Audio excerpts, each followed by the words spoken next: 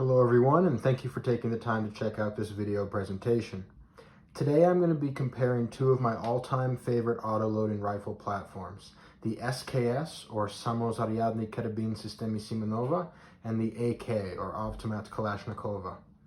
In addition to being two of the most iconic Soviet small arms of the 20th century, they are two of the most common weapons chambered in the universally accessible 7.62 by 39mm cartridge.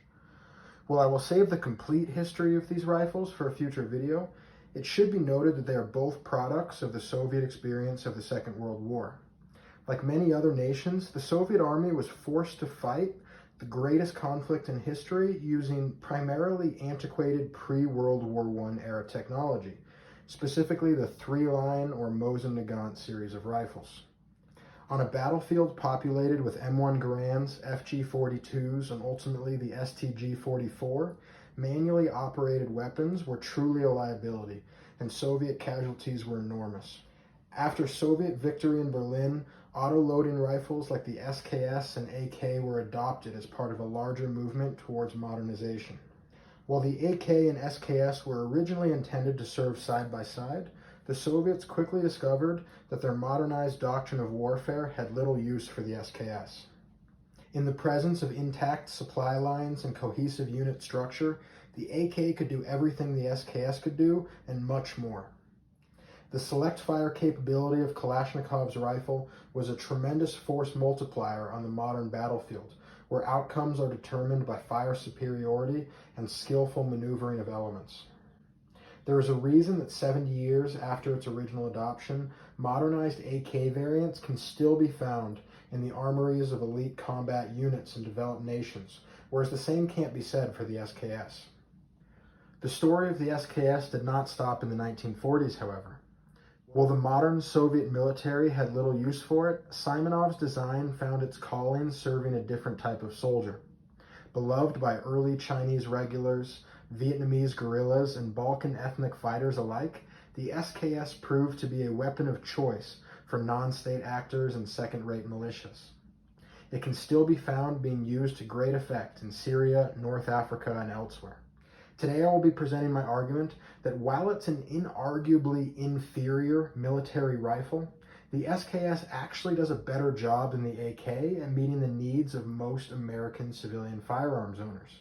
To that end, I'm going to be giving you 7 reasons why I think the SKS, for most civilian applications, is actually a superior rifle to the AK platform.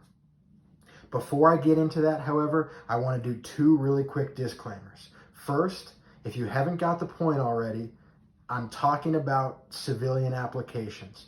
There is no argument that the AK in its select fire form is a superior military rifle.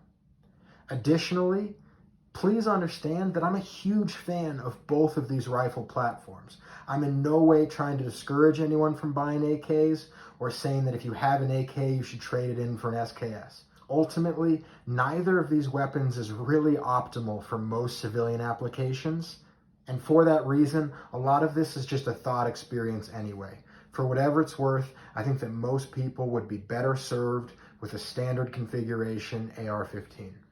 All right, reason number 1 is going to be that the SKS is designed semi-automatic, whereas the AK is designed select fire.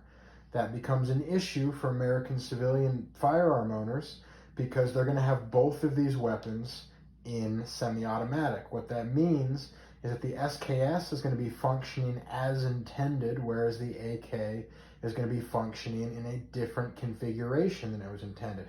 Here's why that matters.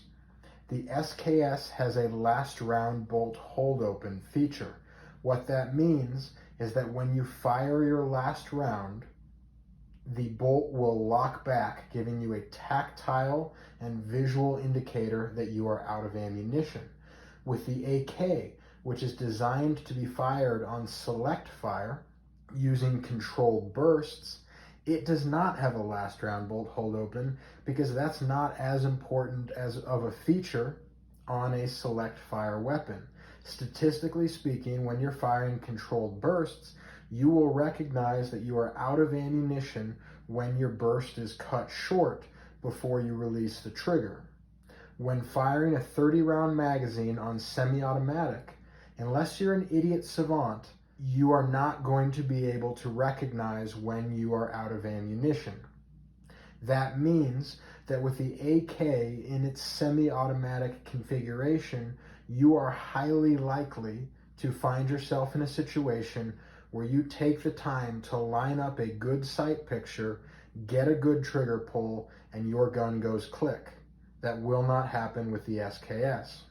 Reason number 2 is that the SKS in its original or correct configuration is not subject to 922R compliance. The AK in almost every situation is. Let's talk about why that matters. 922R compliance refers to the fact that the ATF requires certain semi-automatic imported rifles to have a fixed number of foreign manufactured parts, meaning that in order to import AKs, for example, a number of critical components must be replaced with parts of US manufacture. For example, in this Molot Vepr, which was originally manufactured on the same assembly line, which manufactures RPK rifles for the Russian Federation's military. These are both Russian manufactured rifles. However, this Molot Vepr is subject to 922R compliance, whereas this SKS is not. As a result, the Vepr has a certain number of US made and US installed parts, whereas the SKS is 100% factory original. 922R compliance creates 2 major issues from a consumer perspective. First, the replacement of parts costs money. In addition to the supplementary manufacturing costs of US manufactured parts, US importers need to pay for the labor in order to install these parts. They're not paying for that, you're paying for that. Essentially, you are paying extra money to get the ATF to give a green light on a slightly worse version of what you wanted in the first place. Additionally, it needs to be noted that the addition of US parts is almost always a downgrade. Let me try to explain it this way. Tula manufactures 1,000 SKS 45 rifles in exactly this configuration. Molot manufactures 1,000 Vepr rifles in exactly this configuration. Both are imported into the US. However, the Molots have to have a certain number of parts replaced by the US importer. Do you think the quality control on the Molot Veprs is going to go up or down compared to this Russian-made rifle? It's been my experience that the addition of 922R compliance parts only brings down the overall quality, overall reliability, and most importantly, the quality control of the final build. Effectively, 922R compliance means that if you're buying an AK, you're paying extra to have the gun be made slightly worse. Reason number 3 is that the SKS is actually built to a higher quality standard than the AK. One of the reasons that the AK is a superior rifle from a military perspective is that due to its utilization of stamped steel in the AKM variants, it's actually significantly cheaper to manufacture in bulk. The SKS, which is an all-milled rifle, is more expensive to manufacture. That being said, civilians don't care about manufacturing costs. They only care what they pay at the cash register. While both rifles are highly durable, the reality is that with its all-milled parts, the SKS is fundamentally a more durable rifle. The advantage that the Russian military gained by developing stamped steel, cheaper to manufacture receivers for the AK simply doesn't translate to the US civilian market. If I were to get my foot and if I were to stomp on this AK receiver, I can't guarantee that I wouldn't cause some damage and I wouldn't have to bend something back. I'm not saying I would take that rifle out of commission. I'm just saying I wouldn't want to do it.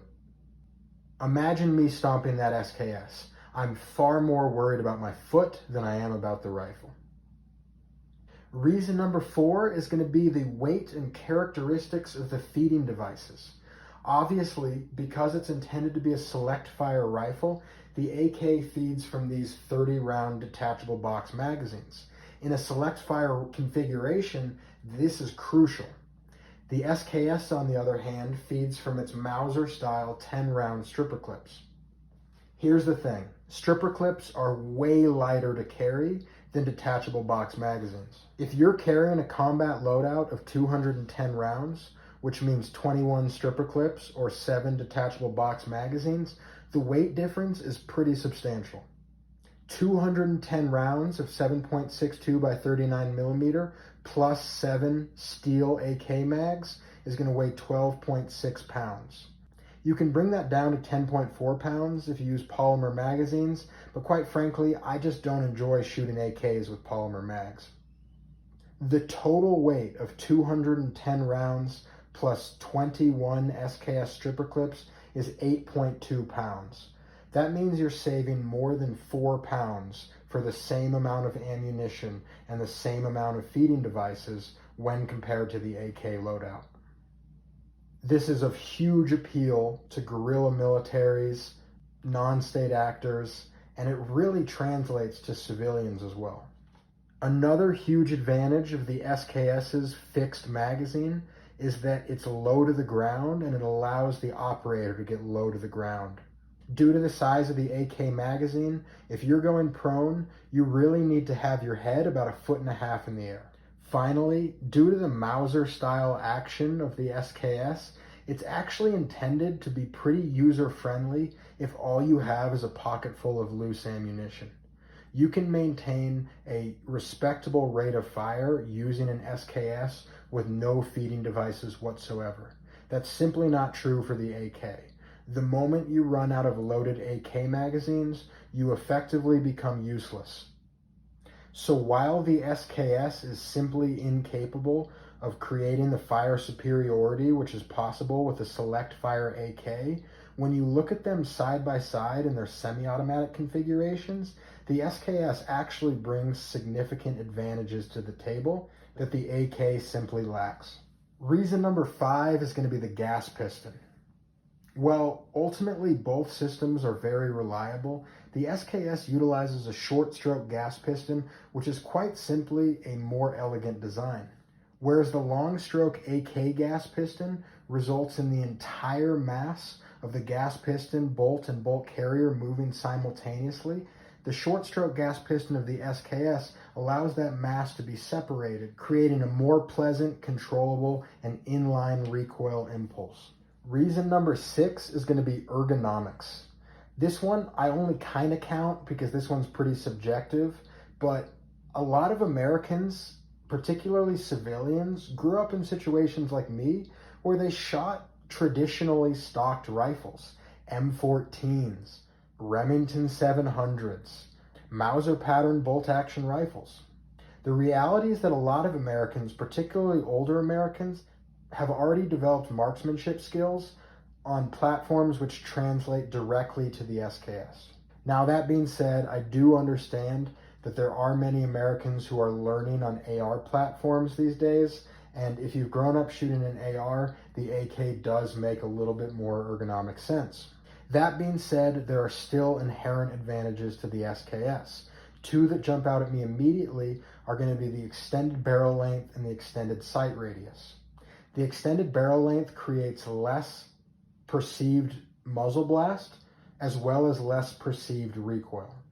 While the extended sight radius doesn't increase mechanical accuracy, it certainly increases practical accuracy.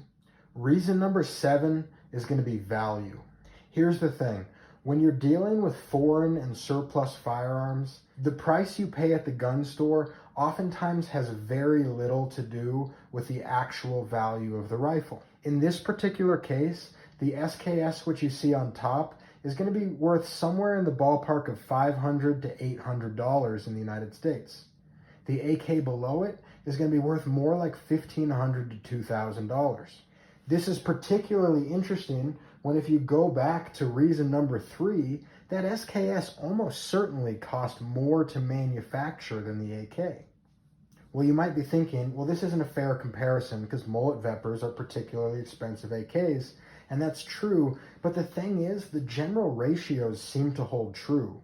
A good AK is going to run you at least $700, $800, $900, whereas a good SKS can still be had for $300. All right, those are my 7 reasons. I hope you found this video helpful.